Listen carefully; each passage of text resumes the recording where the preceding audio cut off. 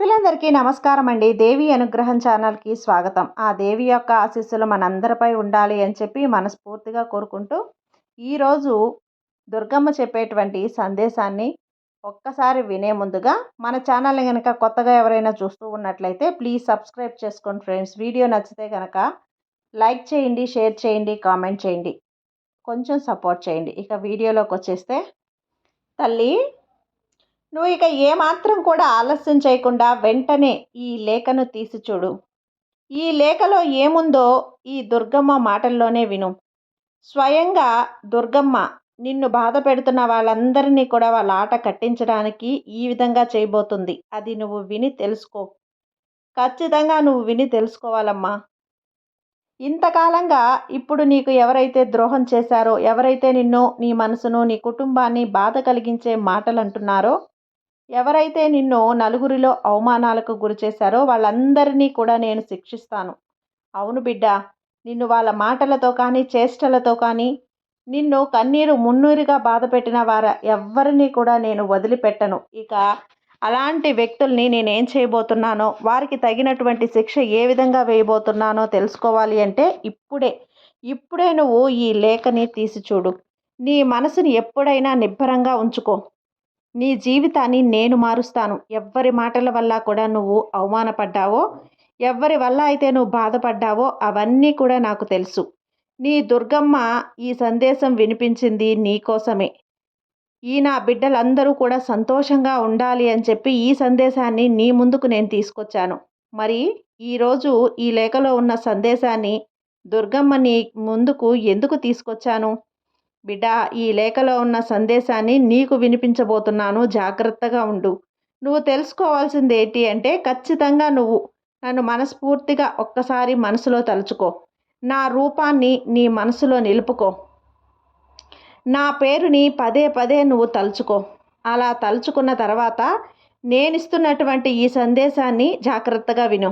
అనవసరంగా లేనిపోని ఆలోచనలతో ఈ సందేశం విన్నావు అంటే నీకు ఏమీ కూడా అర్థం కాదు. కాబట్టి మనస్ఫూర్తిగా నువ్వు నా మీద చాలా భక్తితో మనసు పెట్టి మొత్తం ఈ దుర్గమ్మకి అప్పగించి నీ మనసునంతా కూడా నువ్వు ఈ సందేశాన్ని విను. నీ జీవితంలో కొన్ని సంఘటనలు జరుగుతూ ఉన్నాయి. ఒక్కొక్క దానికైతే నీ జీవితంలో నీ జీవితమే తలకిందులైపోతూ ఉంది. నీకు ఎన్నోసార్లు ఎదురయ్యాయి కూడా ఈ క్షణాలన్నీ. ఈ సందేశాన్ని ఈరోజు నువ్వు వింటున్నావంటే చాలా ఆనందంగా, మనసు నిండా కూడా నీకు హాయిగా ఉంది.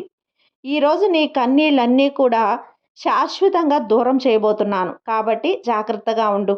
ఎవరు నిన్ను బాధ పెట్టారో, నిన్ను అవమానాలకు గురి చేశారో వారి పేర్లన్నీ కూడా ఒక్కసారి తలుచుకో. ఇక ఈ క్షణమే నిర్లక్ష్యం చేయకుండా ఈరోజు నీకు తెలియనటువంటి ఎన్నో రహస్యాలను నీకు చెప్పబోతున్నాను.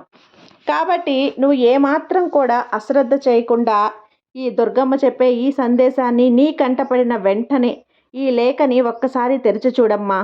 నీ తల్లి నీ కోసం నేను తీసుకొచ్చిన సందేశం స్పష్టంగా నీకు అర్థమవుతుంది. దీన్ని నువ్వు ఒక బిడ్డగా, నేను ఒక తల్లిగా నీకు ఇస్తున్నటువంటి సందేశంగా, మాటగా విను. చివరి వరకు వింటే నీకు ప్రతి ఒక్కటి కూడా అర్థమవుతుంది. చూడమ్మా, ఇప్పుడు ఇది నువ్వు వింటూ కూడా కాస్త కంగారుగా ఉన్నావు, అలాగే భయంగా కూడా అనిపిస్తుంది. అయితే అవన్నీ కూడా నీకు పూర్తిగా భయాలు, ఆందోళనలు నేను దూరం చేసేస్తాను. ఈ దుర్గమ్మ నీకు ఎవరైనా మోసం చేయబోతున్నారు, ఎవరైనా కీడు తలపెట్టబోతున్నారు, అవన్నీ కూడా నాకు తెలుసు. అలాగే నీకు తెలుసు ఎవరు నీకు నష్టం చేశారో, ఎవరు నీ మనసు గాయపరిచారో అన్నీ కూడా నాకు తెలుసు బిడ్డ. నేను ఏదైనా కానీ నీకంతా మంచే జరిగేలా చూస్తాను. నువ్వు ఒక వస్తువునో, బంధువునో నాది అనుకున్న కాసేపటికే అది నీ నుంచి దూరం అయిపోతుంది కదా. అందుకే దేని మీద కూడా నువ్వు ఎక్కువ ప్రేమను పెంచుకోవద్దు, ఆశలు పెంచుకోవద్దు. నువ్వు ఏ ఉద్దేశంతో కూడా దగ్గర అవుతున్నావు, ఏ ఉద్దేశంతో నాతో మాట్లాడుతున్నారు అనేది అర్థం చేసుకోలేక అయోమయ స్థితిలో ఉన్నావు. ఒక రకంగా చెప్పాలంటే నువ్వు ఏదో ఒక రకంగా మీరు జాగ్రత్తగానే కాపాడుతూ ఉన్నారు. కానీ నా చుట్టూ ఉన్నటువంటి మనుషులు నమ్మక ద్రోహులై నన్ను ఎప్పుడూ కూడా ఏదో ఒక విషయంలో నా మనసును కష్టపెడుతూనే ఉన్నారు తల్లి. ఇలా మాట్లాడడం వల్ల నాకు చాలా బాధగా ఉందమ్మా దుర్గమ్మ. ఎందుకు నన్ను అందరూ ఇలా అంటున్నారు? మరి వారి గురించి నేను ఎలా తీసుకోవాలి? ఎలా వారి గురించి నేను బయటపడాలి తల్లి అని నువ్వు ఎప్పుడూ నన్ను దీనాతి దీనంగా బాధపడుతూ, ఆలోచిస్తూ, చింతిస్తున్నావు కదా! అలాంటి వారి శత్రువుల మధ్య నిన్ను ఏ రోజు ఎలా బయటపడేస్తానో, ఎలా వారికి బుద్ధి చెప్తానో నీకు తెలుసా? నీకు మోసం చేయటం తెలీదు. అస్సలు కూడా రాదు. ఒకరి దగ్గర చెయ్యి చాపటం కూడా తెలీదు. అలాగే ఒకరిని బాధ పెట్టడం అంతకన్నా తెలియదు. ఒకరిని మోసం చేయటం, వారు సంతోషంగా లేకపోతే నువ్వు చూస్తూ కూడా ఆనందంగా ఉండటం కూడా నీకు రాదు. నీ తెలివితేటలతో, నీ రెక్కల కష్టంతో నువ్వు నీ జీవితంలో అంచెలంచెలుగా ఎదుగుతూ ఉన్నావు. నీకున్న దాంట్లోనే నువ్వు తింటున్నావు. అలాంటి నిన్ను చూసి నవ్వేవాళ్ళు, నిన్ను చూసి అవమానాలకు గురిచేసేవాళ్ళు, నువ్వు బాగుంటే ఓర్వలేని వాళ్ళు నీ దగ్గర ఉన్న దాంట్లో నువ్వు తృప్తి పడుతుంటే వాళ్ళు ఓర్వలేక ఏవేవో చేస్తూ ఉంటారు. కాబట్టి నీ సంపాదనతో, నీ కష్టార్జితంతో ఒక్క రూపాయితో కూడా నువ్వు ఆనందంగా ఉంటున్నావు. అవును బిడ్డ. అందుకే నిన్ను వారికి ఇతరులకు నువ్వు చూస్తే కాస్త ఈర్ష్య, ద్వేషాలు వాళ్ళల్లో మొదలైపోతున్నాయి. ఇప్పుడు నీ చుట్టూ ఉన్న వాళ్ళు ఎవ్వరూ లేరమ్మా. అలా అస్సలు అనుకోవద్దు. కాబట్టి అలాంటి వ్యక్తుల గురించి నువ్వు అసలు పట్టించుకోవాల్సిన అవసరం లేదు. ఇప్పుడు నీ చుట్టూ ఉన్న వాళ్ళంతా ఎలా ఉన్నారో తెలుసా? ఎవ్వరు ఏమైనా నాకెందుకు, నేను బాగుంటే చాలు అన్న స్వార్థంతో ఉన్నారు. అలానే ఇతరుల్ని మోసం చేసి జీవిస్తున్నారు. ఏ వ్యక్తి అయితే ఎదుగుతున్నాడో, ఏ వ్యక్తి అయితే నలుగురిలోనూ మంచి పేరు ప్రతిష్టలు సంపాదించుకుంటారో, ఏ వ్యక్తి అయితే సమస్యలు చీకు చింత లేకుండా ఆనందంగా వారి కుటుంబంతో సంతోషంగా గడుపుతూ ఉంటారో, అలాంటి వ్యక్తుల్ని చూసి ఈ లోకం ఎప్పుడూ కూడా దేశాలతో రగిలిపోతూ ఉంటుంది. ఇది సహజమే. కాబట్టి నువ్వు ఏ బిడ్డకు కూడా బిడ్డ ఎప్పుడు ఎవ్వరికీ కూడా అన్యాయం అనేది తలపెట్టలేదు. ఎవ్వరికీ కూడా కీడు చేయలేదు, హాని తలపెట్టలేదు. అందరూ బాగుండాలి తల్లి, అందులో నేను ఉండాలమ్మా అని చెప్పి ఎప్పుడూ నా దగ్గర నువ్వు అడుగుతూ ఉంటావు. అయితే బిడ్డ, ఈరోజు నీ గురించి అనవసరంగా అంటే నువ్వు చెడిపోతే బాగుండును, లేకపోతే నీ అనారోగ్యం రావాలి నీకు, లేదంటే నువ్వు చేసే పనులు విఫలమైతే బాగుండు అని చెప్పి ఎవరైనా ఆలోచించి ఎదురు చూస్తూ ఉంటారో వాళ్ళే ఎక్కువగా నీ చుట్టూ ఉన్నారమ్మా. కాబట్టి అలాంటి వ్యక్తుల గురించి నువ్వు ఆలోచించడం, అలాంటి వారి గురించి నువ్వు బాధపడుతూ ఉండటం ఎందుకు చెప్పు? వారు నిన్నేమీ చేయలేరు. చూడు బిడ్డ, నిన్ను చిన్నాభిన్నం చేయాలని చెప్పి వారు ఒక టార్గెట్ అనేది పెట్టుకున్నారు. నీ పనులకు ఆటంకాలు ఏర్పడేలా చేస్తున్నారు. నీ ఎదుగుదలను ఆపేయాలని ప్రయత్నిస్తున్నారు. మరి ఇంకెందుకు? అలా వారు చేస్తున్నారే, నేను ఎవరికి ఏ హాని చేయలేదు కదా తల్లి, ఎవరు నేనేమీ అనలేదు కదా.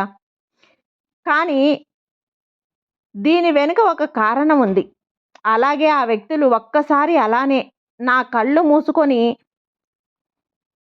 నీ దుర్గమ్మ రూపాన్ని తలుచుకో, నా నామస్మరణ చేస్తూ ఉండు. ఖచ్చితంగా నీకు ఆ వ్యక్తులు ఎవరు అనేది కళ్ళ ముందే వస్తారు, నీ కంటికి కనిపిస్తారు. అలాగే నీ మనసులో ఆలోచనలు కూడా మొదలవుతున్నాయి. ఇప్పటికే నేను కొంతమంది తెలుసు, మిగతా వాళ్ళు కూడా వస్తారు. ఇక నువ్వు చేస్తున్న పనిలో ఎవరైతే నీకు అదే పనిగా ఆటంకాలు సృష్టిస్తూ ఉన్నారో వారి రూపురేఖలన్నీ కూడా నీ కళ్ళ ముందు పూర్తిగా నీకు కనపడేలా చేస్తాను. నీకు ఖచ్చితంగా వారెవరు అనేది అనిపిస్తుంది కదా. పూర్తిగా ఈ తల్లి మీద భారం వేయి. ఖచ్చితంగా వారు ఎవరు అనేది నీకు తెలిపిస్తాను. ఈరోజు నువ్వు ఈ సందేశాన్ని వింటున్నావు కదా, కాబట్టి నీకు వారి గురించి అంతా అర్థమైపోతుంది. అసలు నీ చుట్టుపక్క వాళ్ళు ఉన్నది ఎవరు, వాళ్ళు ఎవరనేది కూడా నీకు తెలుస్తుంది. నీ ప్రతి పనిలో నీ వెంటే ఉంటున్నారు. ప్రతిదీ నీ గురించే తెలుసుకుంటున్నారు, గమనిస్తున్నారు. మంచి, అది చెడు, కష్టం, నష్టం, ఇలా ప్రతిదీ కూడా నీ జీవితంలో జరిగేటువంటి ప్రతి విషయాన్ని కూడా వాళ్ళు గమనిస్తూ ఉన్నారు.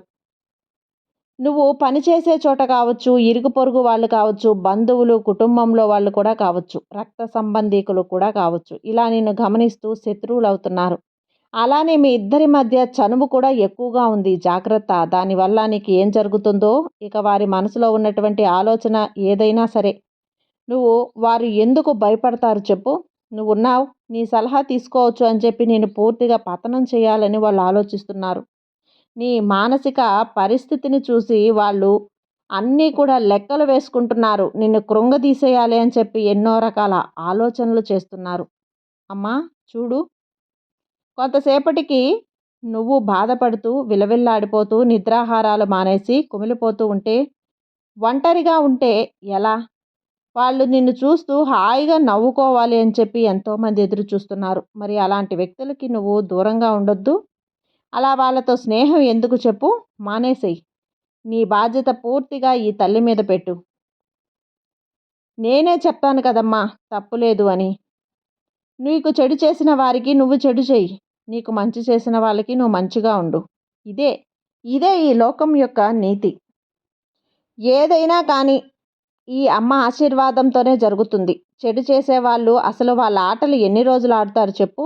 సాగనే సాగనివ్వను. ఏదో ఒక కాలం అనేది అక్కడితో ఆపేస్తుంది. ఇక నువ్వు సంతోషంగా ఉండు. నీ పనిని నువ్వు ఏకాగ్రతగా చేసుకుంటూ ఆనందంగా ఉండు. ఎవరైనా నీకు కీడు తలపెట్టాలని చూస్తున్నారో, నీ పనికి అడ్డు రావాలని చూస్తున్నారో వాళ్ళందరినీ కూడా నేను చూసుకుంటాను కదా!